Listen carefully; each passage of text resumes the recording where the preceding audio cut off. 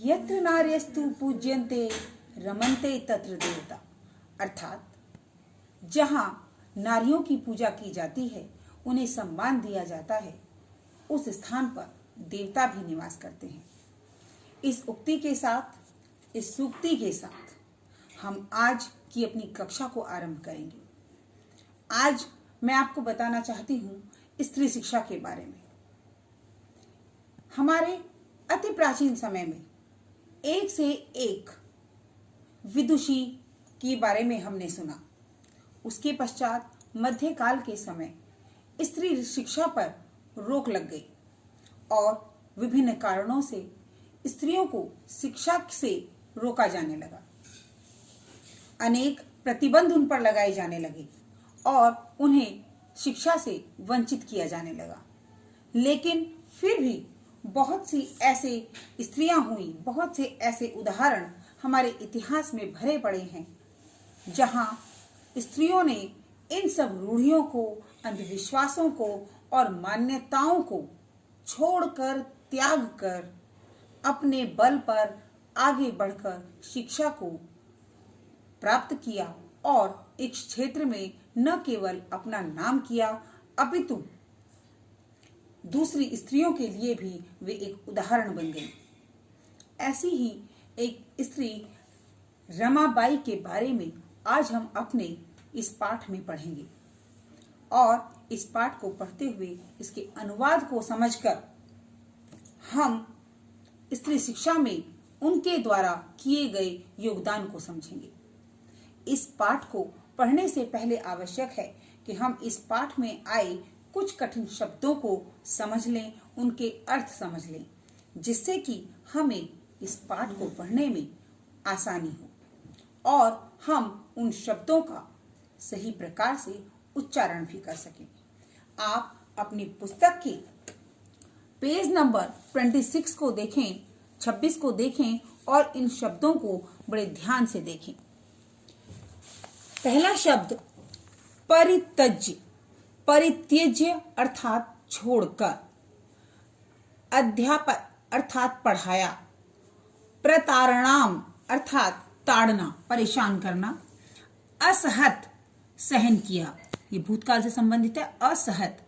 अब अगले पेज पर आप देखें, स्वमातुः, स्वमातुः है अपनी माता से, स्व मतलब अपनी, विपन्न निर्धन अर्थात गरीब, विपन्न निर्धन, दुर्भिक्ष पीड़िता अकाल से पीड़ित, दुर्भिक्ष कहते हैं अकाल को, दुर्भिक्ष पीड़िता अकाल से पीड़ित, दिवंगता मृत्यु को प्राप्त हो गए, दिवंगता मृत्यु को प्राप्त हो गए, उपाधिभ्याम उपाधियों से, प्रारब्धवती आरंभ किया, प्रारंभ किया, साधैक, साधैक वर्षात अर्थात 1.5 वर्ष तक। जब हम सार्ध शब्द पढ़ते हैं तो आधे का प्रयोग करते हैं, आधा अर्थ होता है इसका। तो सार्धैक वर्षात अर्थात 1 साल 6 महीने, 1.5 वर्ष तक। प्रत्यागच्छत लौट आई, प्रत्यागच्छत प्रति आगच्छत, प्रति जो है वो उपसर्ग है, आगच्छत ओके। अर्थ संचयम अर्थात धन संचय, धन को इकट्ठा करना, प्रत्यागत्य लौट कर, वापस आकर, मुद्रणम छापना, छपाई, टंकणम टंकण अर्थात टाइपराइटर से जो हम टाइप करते हैं, निराश्रिता बेसहारा जिसका कोई आश्रय ना हो, यापयंती बिताए या बिताती हैं, अवदानम योगदान, अवदानम योगदान अर्थात अब इस पाठ के यही शब्दार्थ हैं। इन्हें हम कम से कम 2 से 3 बार पढ़ेंगे और उसके पश्चात इसके पाठ को पढ़ेंगे और पंडिता रमाबाई के बारे में जानने का प्रयत्न करेंगे कि किस प्रकार उन्होंने अपने जीवन में संघर्ष किया, उनके माता पिता कौन थे और किस प्रकार संघर्षों से अपने जीवन में आई मुसीबतों से लड़ते हुए, संघर्ष करते हुए उन्होंने उस उपाधि को प्राप्त किया, उस स्थान को प्राप्त किया जिसके वे योग्य थी। तो आप अपनी पाठ्य पुस्तिका में बड़े ध्यान से देखेंगे, स्त्री शिक्षा क्षेत्रे अग्रण्या पंडिता रमाबाई स्त्री शिक्षा क्षेत्रे अग्रण्या पंडिता रमाबाई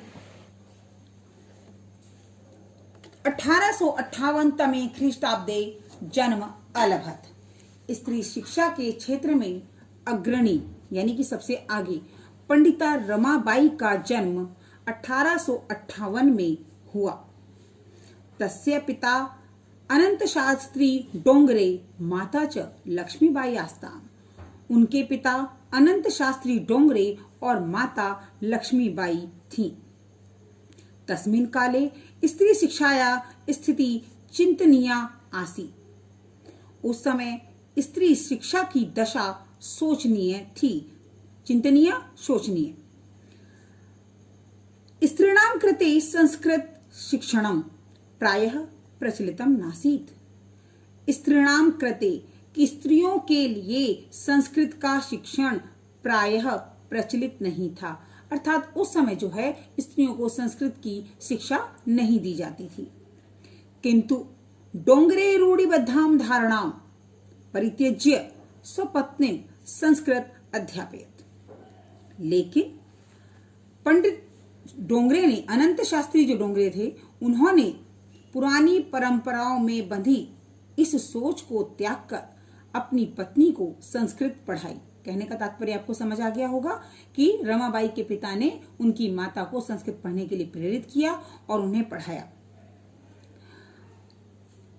एतद् समाजस्य प्रातारणाम अपि असहत, और इसके लिए उन्होंने समाज की प्रताड़ना भी सही, यानी कि समाज ने उन्हें दुत्कारा, उन्हें इस बात के लिए बुरा भला कहा होगा कि वो अपनी पत्नी को संस्कृत पढ़ने की अनुमति दे रहे हैं और उसमें उनकी सहायता कर रहे हैं। अनंतरम रमा अपि स्वमातु संस्कृत शिक्षा प्राप्तवती, और बाद में अनंतरम इसके बाद रमा ने भी अपनी माता से संस्कृत की शिक्षा को प्राप्त किया।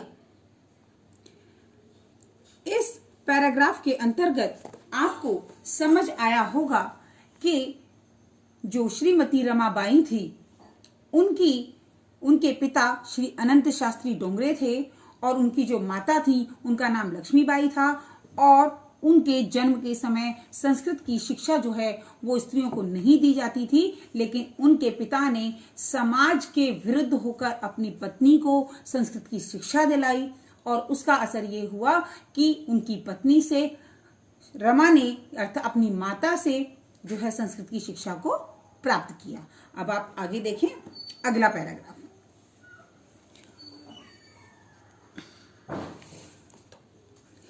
कालक्रमेण रमायाः पिता विपन्नः संजातः। समय बीतने पर, काल क्रमेण अर्थात समय के बीतने पर, रमायाः पिता, रमा के पिता, विपन्न संजातः विपन्न हो गए अर्थात गरीब हो गए। तस्या पितरौ ज्येष्ठा भगिनी च दुर्भिक्ष पीड़िता दिवंगता, और उनके माता पिता, ज्येष्ठ मतलब बड़ी, भगिनी बहन, दुर्भिक्ष अकाल से पीड़ित होकर, अकाल से परेशान, दिवंगत अर्थात दिवंगत हो गए, उनकी मृत्यु हो गई। तदंतरम रमा स्वज्येष्ठ भ्राता, इसके पश्चात रमा अपने बड़े भाई सह पदाभ्याम समग्रे भारतम अभ्रमण, इसके बाद रमा ने अपने बड़े भाई के साथ पैदल ही समग्र संपूर्ण भारत की यात्रा की। भ्रमण काले स कोलकाताम प्राप्त, घूमते हुए वह कोलकाता पहुंची। संस्कृत वैदुष्येन सा तत्र पंडिता सरस्वती च इति उपाधिभ्याम विभूषिता, और वहां पर जाकर उन्होंने क्या किया कि वहां उन्होंने संस्कृत में विदुषी बनकर पंडिता और सरस्वती की उपाधि से विभूषित हुई, अर्थात वहां जाकर उन्होंने जो है संस्कृत की जो शिक्षा थी उसकी विदुषिता के कारण उन्हें पंडिता और सरस्वती की उपाधि से विभूषित किया गया। तत्रैव सा ब्रह्म समाजेन प्रभाविता, वहां वह ब्रह्म समाज से प्रभावित हुई। वेदाध्ययनम अकरोत, और वेदाध्ययन किया अथवा वेदों का अध्ययन किया, यानी कि ब्रह्म समाज से प्रभावित होकर उन्होंने वेदों का अध्ययन किया। पश्चात सा बालिका नाम स्त्रीणाम चक्रते वेद आदिनाम शास्त्राणाम शिक्षायै आंदोलनम प्रारब्धवती, और इसके बाद उन्होंने बालिकाओं और स्त्रियों के लिए वेद आदि शास्त्रों शिक्षायै आंदोलनम शिक्षा के लिए आंदोलन प्रारंभ किया। अर्थात ब्रह्म समाज से प्रभावित होकर उन्होंने वेदों का अध्ययन प्रारंभ किया और बालिकाओं और स्त्रियों के लिए वेद आदि और शास्त्रों की शिक्षा के लिए आंदोलन प्रारंभ किया। 1880 तमे ख्रीष्टाब्दे सा विपिन बिहारी दासेन सह बांकीपुर न्यायालये विवाहम अकरोत्। 1880 में उन्होंने विपिन बिहारी दास के साथ बांकीपुर न्यायालय में विवाह किया। सार्धकै वर्षात् अनंतरम तस्या पति दिवंगतः, 1.5 वर्ष के पश्चात उनके पति की भी मृत्यु हो गई। 1.5 वर्ष के पश्चात उनके पति की भी मृत्यु हो गई। अब आप इस पैराग्राफ के अंतर्गत जान गए होंगे कि कितना संघर्ष उन्हें अपने जीवन में करना पड़ा। इन 2 पैराग्राफ को आप बड़े ध्यान से सुनेंगे और इसका अनुवाद लिखेंगे। अनुवाद को लिखकर आपकी समझ में और अच्छे से आ जाएगा। धन्यवाद।